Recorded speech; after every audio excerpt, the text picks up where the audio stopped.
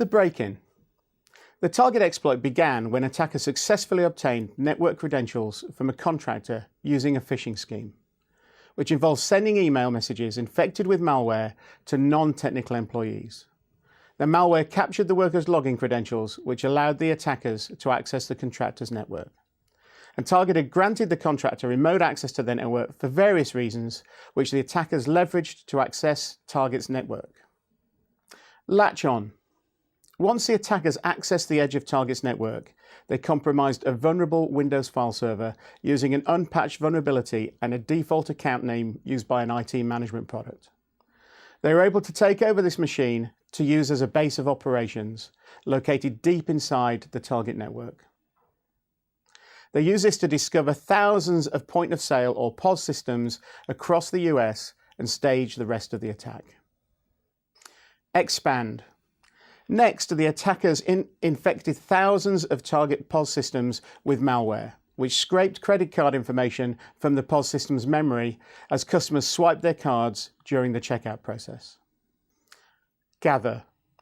Once the malware was in place and tested, data collection progressed from November the 27th till December the 18th, 2013.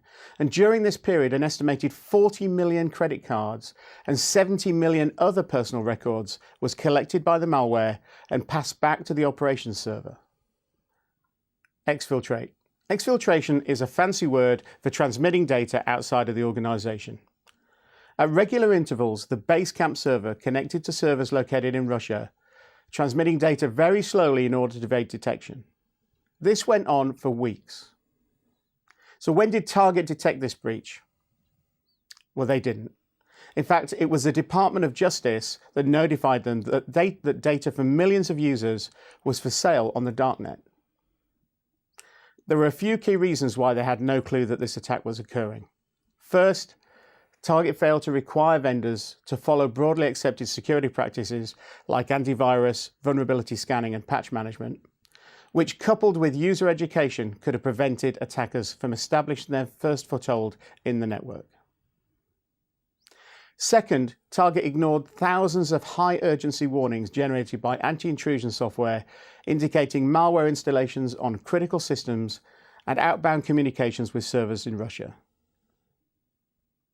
Warnings from antivirus systems were also ignored.